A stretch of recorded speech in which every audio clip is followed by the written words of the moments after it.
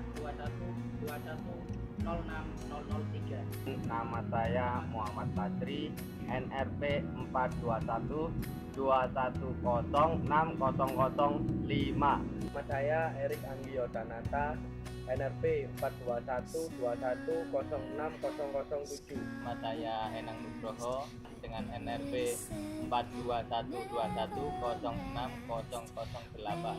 Saya Farid Iman, NRP saya 42121060012. Tahanan kapal.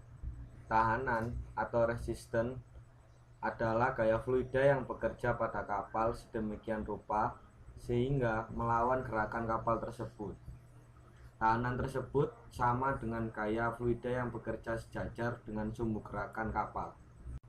Yang pertama, tahanan gesek atau friction resistant. Tahanan gesek atau friction resistant timbul akibat kapal bergerak melalui fluida yang memiliki viskositas seperti air laut. Fluida yang berhubungan langsung dengan permukaan badan kapal yang tercelup sewaktu bergerak akan menimbulkan gesekan sepanjang permukaan tersebut. Inilah yang disebut sebagai tahanan gesek. Yang pertama, tahanan gesek atau friction resistant. Tahanan gesek atau friction resistant timbul akibat kapal bergerak melalui fluida yang memiliki viskositas seperti air laut. Fluida yang berhubungan langsung dengan permukaan badan kapal yang tercelup sewaktu bergerak akan menimbulkan gesekan sepanjang permukaan tersebut. Tahanan udara atau air resistant. Tahanan udara diartikan sebagai tahanan yang dialami oleh bagian badan kapal utama yang berada di atas air dan bangunan atas, atau superstructure karena gerakan kapal di udara. Tahanan bentuk. Tahanan ini erat kaitannya dengan bentuk badan kapal, di mana bentuk badan kapal yang tercelup di bawah air menimbulkan suatu tahanan karena adanya pengaruh dari bentuk kapal tersebut. Tahanan tambahan atau added resistance. Tahanan ini mencakup tahanan untuk korelasi model kapal. Hal ini akibat adanya pengaruh kekasaran permukaan kapal. Tahanan kekasaran adalah terjadi akibat kekasaran dari korosi air, pengotoran badan kapal, dan tumbuhan laut. Tahanan sisa atau residual resistance. Tahanan sisa didefinisikan sebagai kuantitas yang merupakan hasil pengurangan dari hambatan total badan kapal dengan hambatan gesek dari permukaan kapal.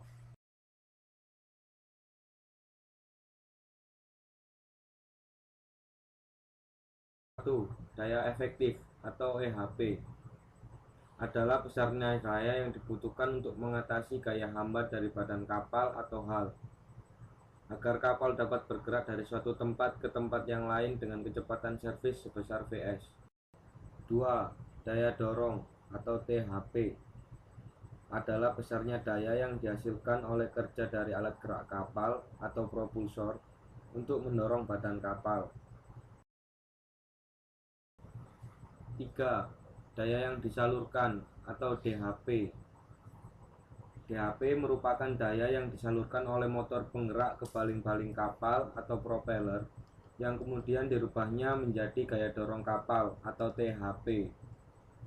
Variabel yang berpengaruh pada daya ini adalah torsi yang disalurkan dan putaran baling-baling. 4. Daya poros atau SHP adalah daya yang terukur hingga daerah di depan bantalan tabung poros atau stern tube dari sistem perporosan penggerak kapal. Untuk kapal-kapal yang berpenggerak dengan turbin gas, pada umumnya daya yang digunakan adalah shaft horsepower. 5. Daya rem atau brake horsepower adalah daya yang dihasilkan oleh motor penggerak utama atau main engine. Dari data yang diperoleh di atas, maka kita dapat mengetahui spesifikasi main engine yang akan digunakan.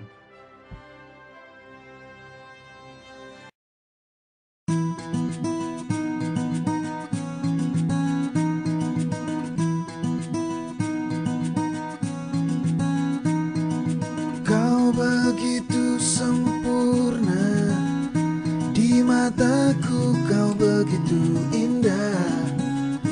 Kau membuat diriku akan selalu